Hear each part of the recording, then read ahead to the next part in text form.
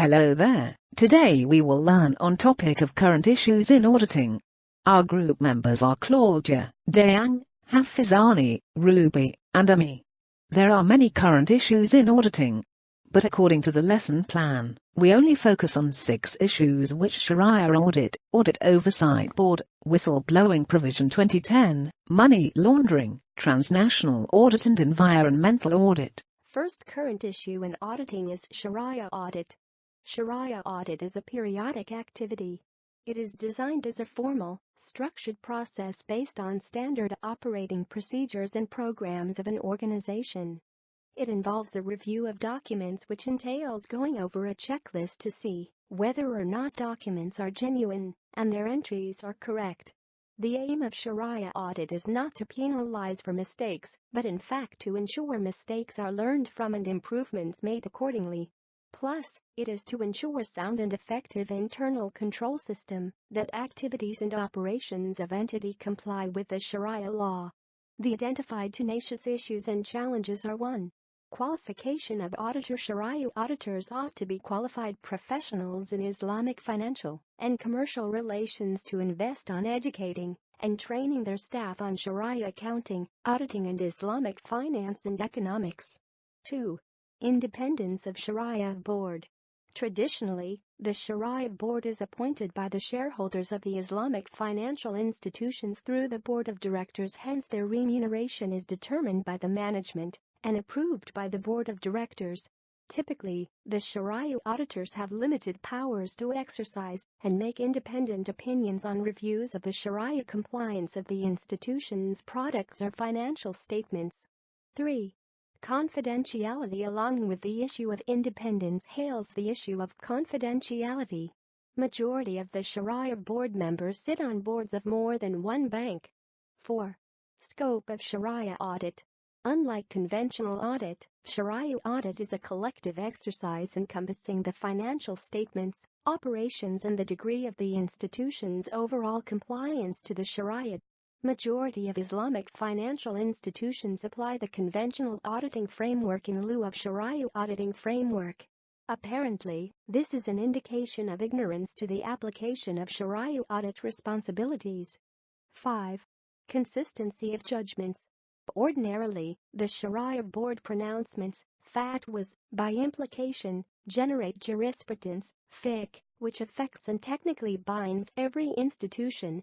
As the industry develops and spreads across jurisdictions, so will the differences in opinions. This will, in turn, sabotage market efficiency, customer confidence in the industry and pose a challenge on the enforceability of financial contracts. Second issue in auditing is Audit Oversight Board.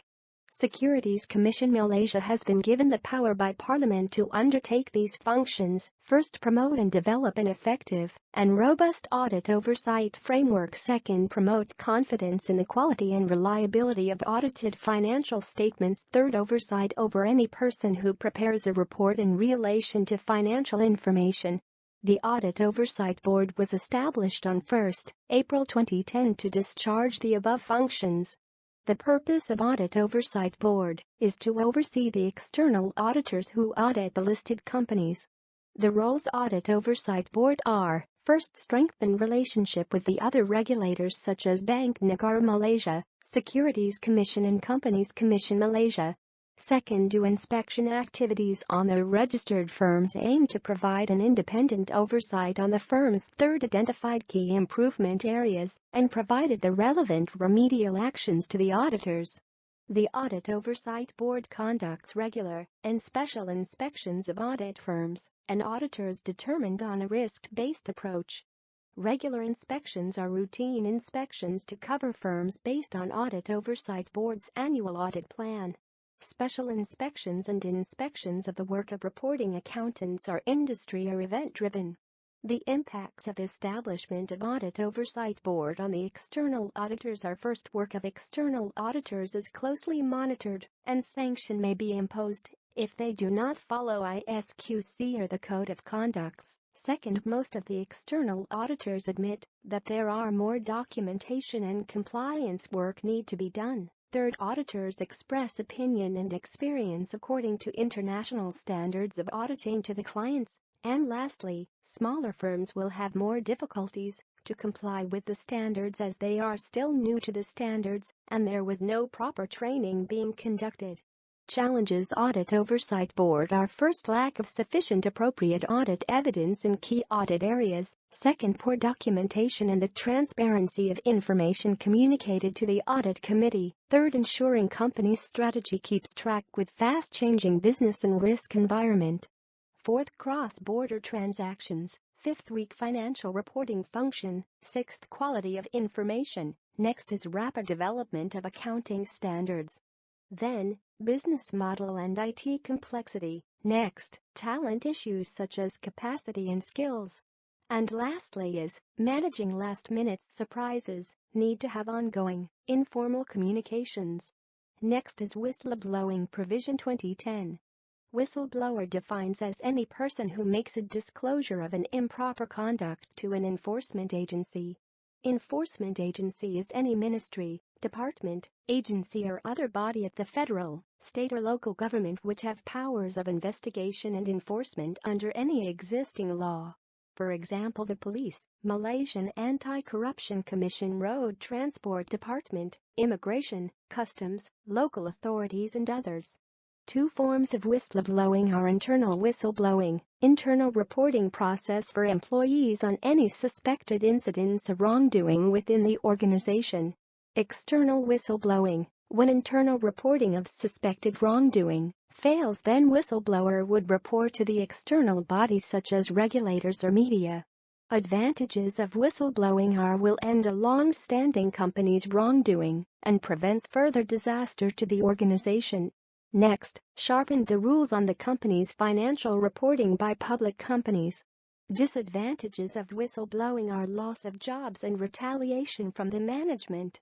Section 3 of Part 2 of the WPA 2010 provides general power to the designate enforcement agencies to receive disclosures of improper conduct, to enforce the whistleblower protection, to deal with the disclosure of improper conduct, to receive and deal with complaints of detrimental action, and to implement the provisions of the Act. Protection of the whistleblowers and any person related to or associated with whistleblowing comes in three forms, which are protection of confidential information, immunity from civil and criminal actions, and protection against detrimental actions. A code of conduct is a set of principles and rules to govern behavior of employees in an organization. The Sarbanes-Oxley Act of 2002 is an example of an enactment in response to the Enron and WorldCom scandals designated to protect whistleblowers and mandating the establishment to a stringent corporate code of conduct. Generally, the code of conduct and whistleblower policy should include in the following: introduction of the policy, issues that the code will address, reporting of violations, appointment of a compliance officer, acting in good faith, confidentiality of reports, and protection afforded to whistleblowers. Money laundering generally involves obscuring the original source of money by transferring it through multiple media. To put it in a simpler way, money laundering is the process by which money coming from source X is made to look as if it's coming from source Y as shown in the picture. Criminals use this method to hide the origins of illegal money and make them look legitimate. Criminals commonly use three methods of money laundering processes to hide their illegal proceeds. Firstly, by placement is one of the ways where illicit funds are separated from their illegal source and are placed into the financial system. Some of the common methods include depositing the ill-gotten gains into financial institutions, structuring which the funds are of high value are broken into many small value transactions, use of financing facilities at a financial institution and making accelerated repayment before its tenure, and cashing unused chips at casinos for casino checks, making them appear as winning checks. Layering is the second stage of the money laundering process, where it involves the process of creating multiple layers of transactions to further distance the illegal funds from their illegal sources. Examples of layering are multiple transfers and retransfer of funds into the same or various accounts, repeat invoicing for the same transaction, and resale of assets originally purchased in cash by using the illicit funds. Integration is the final regular stage that completes the money laundering process, where laundered proceeds are successfully integrated into the economy as legitimate funds. At this stage, it will be quite difficult to detect the illegal funds as the funds would appear legitimate. Integration normally involves the following activities: trading activities that include invoice manipulation to remit money abroad, engaging in legal business by providing capital or loans, and buying property or high-value items. Let's check out some of the top consequences of money laundering. 1. Economic distortions. 2. Erosion of financial sector. 3. Reduction in government revenue. And 4. Socio-economic costs.